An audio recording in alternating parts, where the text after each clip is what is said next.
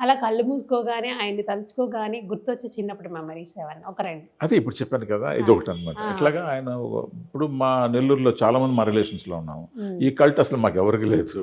ఇప్పుడు పుట్టినరోజున అక్షింతలు వేసుకొని పెద్ద పెద్ద వాళ్ళే అబ్బే! మనకి సెట్ ప్రతి కాదు. ఇంటికి వెళ్ళి అక్షింతలు వాళ్ళ దగ్గర ఆశీర్వాదం తీసుకోవడం అనేటటువంటి ఎంత సంస్కారం క్యూట్ మూమెంట్ కదా అది. అది మాకు నేర్పలేదు. నేను నేర్చుకోలేకపోయాము. ఆయన వచ్చాక ఆయన్ని గమనించడం తప్ప.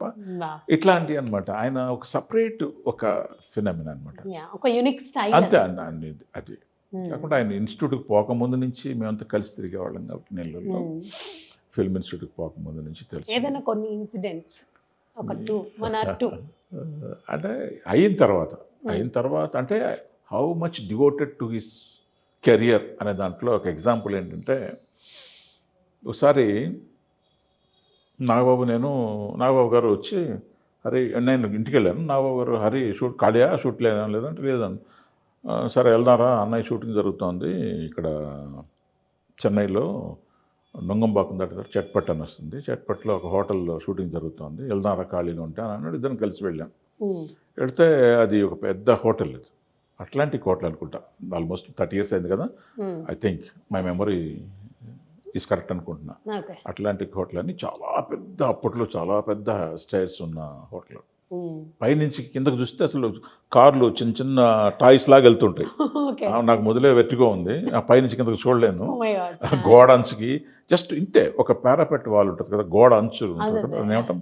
చుట్టూ ఎండ్ పైన లాస్ట్ బాల్కనీలో. బాల్కనీ. లాస్ట్ ఇంకంతే.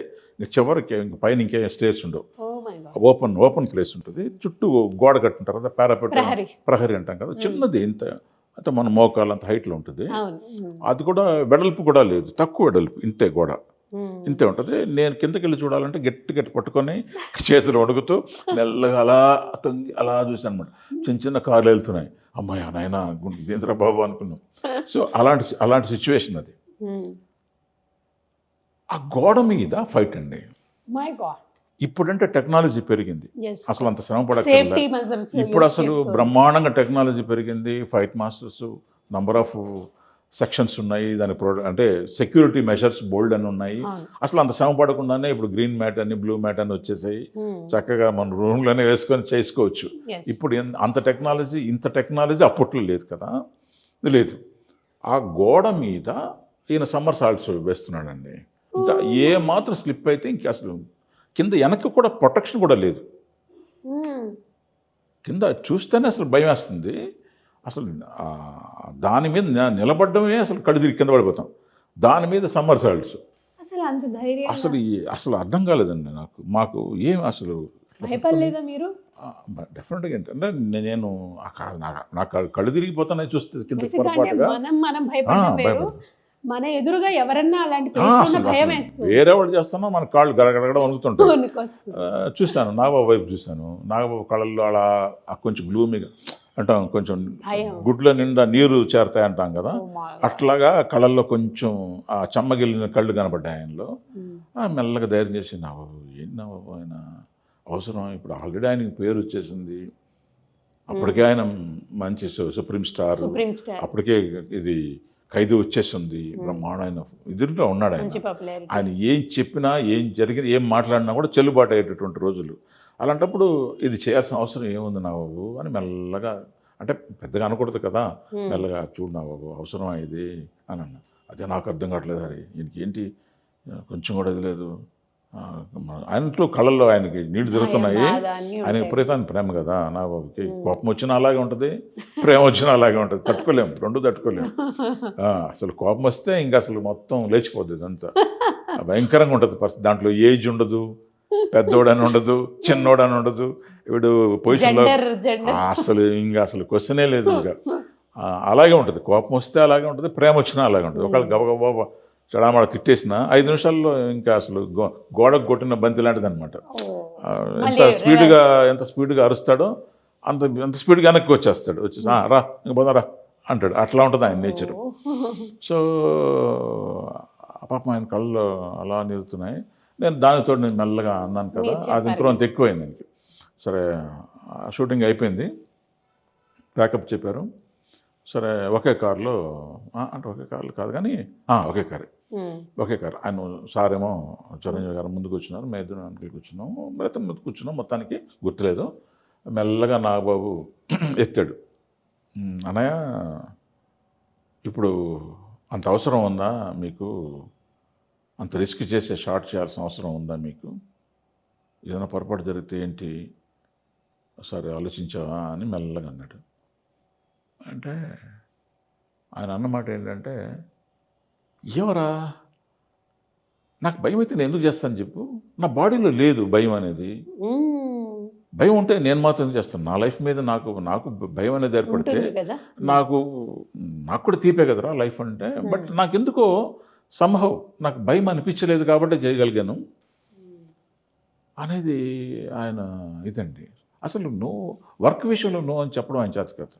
ఈ never say no to it. వాళ్ళు అడిగింది చేయడమే తప్ప ఇది అసాధ్యము. ఆ టైంలో అనుకుంటా, గుండా టైంలోనే ఆ ట్రైన్ కింద కూడా ప్రాగుతూ చేసేటటువంటి ఫీట్స్ కూడా ఉన్నాయి. ఎస్, అట్లాంటివి ఏంటంటే ఆయన ఆ రిస్క్ బయట వాళ్ళ దృష్టిలో రిస్క్ ఏమో, కానీ ఆయన ప్రొఫెషనల్ వైజ్గా ఆయన ఆలోచనలో అది అసలు రిస్కే కాదన్న అనే ఫీలింగ్ అనుకుంటుంది అన్నమాట. సో అలాంటి సంఘటనలు బోల్డ్ అన్నీ ఉంటాయి. ఆయన కాన్ఫిడెన్స్, ఆయన స్ట్రాంగ్నెస్, ఆయన విల్ పవర్, ఆయన ఒక డిఫరెంట్ అండి. దాన్ని అంటే భగవంతుడు అలా డిజైన్ చేసి పంపించారు. డిజైన్ లైక్ దట్, అంతే కదా. అంతే కదా, లేదంటే అంతే అంత ఇదితో భయం లేకుండా ఉంటుందంటే ఎవరికుండా చెప్పండి. అందులో అంత సంపాదించిన తర్వాత, అంత పేరు సంపాదించిన తర్వాత ఎంజాయ్ చేయాలనే ఫీలింగ్ ఉంటుంది తప్ప, గుడ్ పాయింట్, ఇక చాలులే మనం సేఫ్గా ఉన్నాము, ఎవరైనా పెట్టండి డూపును పెట్టండి అని అనుకోవచ్చు. ఏదంటే సేఫ్టీ మెజర్స్ లేవు అప్పుడు, అంత లేవు, అంత హైట్లో ఇంక లేవు. అప్పుడు అంత టెక్నాలజీ కూడా లేదు. ఇప్పుడంటే చాలా easy, it has become very easy today. అన్నీ మారిపోయినాయి, టెక్నాలజీ మారిపోయింది. కానీ అప్పట్లోనే అంత రిస్క్లు చేసేవారు ఆయన. అందుకనే ఆయన పద్మవిభూషణ్ కాగలిగాడు కదా.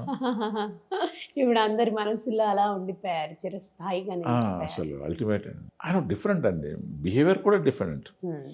ఎవరిని కూడా ఇంత కూడా నొప్పించే మనస్తత్వం ఉండదు ఆయనకు. లేదంటారా కోపం? అస్సలు ఉంటుందండి. అంటే ఎప్పుడో మరీ చేయరాని తప్పు చేస్తే తప్ప, చాలా తక్కువ వస్తే లేచిపోతుంది. అది కూడా ఉందిలేండి. నా జీవితంలో ఒకే ఒకసారి చూశాను ఆయన.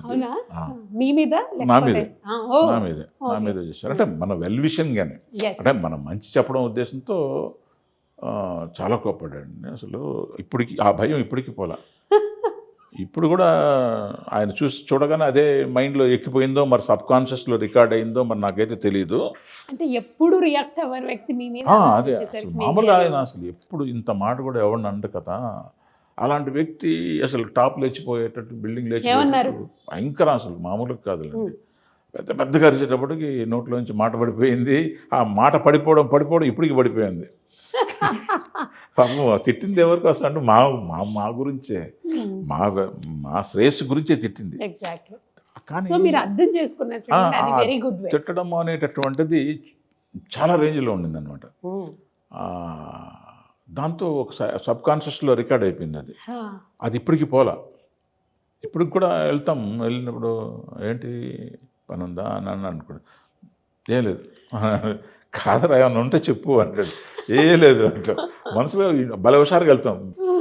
నేను ఈ విషయం సురేఖమ్మ గారి దగ్గర కూడా చాలాసార్లు అన్నా, ఏంటమ్మా గేట్ వర్క్ చాలా జోష్గా వస్తాను, ఇక్కడ కూర్చి లోపలికి అడుగు పెట్టగానే ఆయన చూడగానే నోట్లోంచి మాట రాదు, ఇంకా చచ్చిపడిపోతుంది, గొంతులో వెలగపండు అంటాం కదా, అయిపోతుంది, మాట ఉండదు, ఏముండదు, క్యాజువలా అంటాము.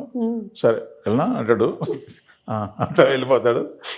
ఏవో మాట్లాడాలని వస్తాము, ఏముండదండి, ఇవన్నీ మర్చిపోతాము, గమ్ముకి వెళ్ళిపోతాం అంటే ఆమె పెద్దగా నవ్వుతుంది. ఊరుకోవా నువ్వు ఏంటి అంటుంది. అయ్యో అసలు బంగారండి. పురాణాల్లో సీతమ్మ తల్లి అని చెప్తామే, ఆ టైప్ నేచర్ అండి. ఆమెకి మానా లేదు, తనా లేదు, అందరూ ఒకటే. ఆమెకి యూనివర్సల్ ఇదనమాట, అసలు అమ్మ. Excellent women, excellent. నో అని చెప్పడం చేత కాదు. ఆమె కూడా బంగారం. పురాణాల్లో సీతమ్మ తల్లిని మనం చూసామో లేదో మనకు తెలియదు, కానీ చూడలేం కదా, ఇక్కడ చూడొచ్చు. వినడమే కానీ ఇలాంటి లక్షణాలు ఉంటాయని వినడమే కానీ అవి ఇక్కడ చూడొచ్చు అనమాట. అసలు బంగారు తల్లి. ఉమ్. Excellent women.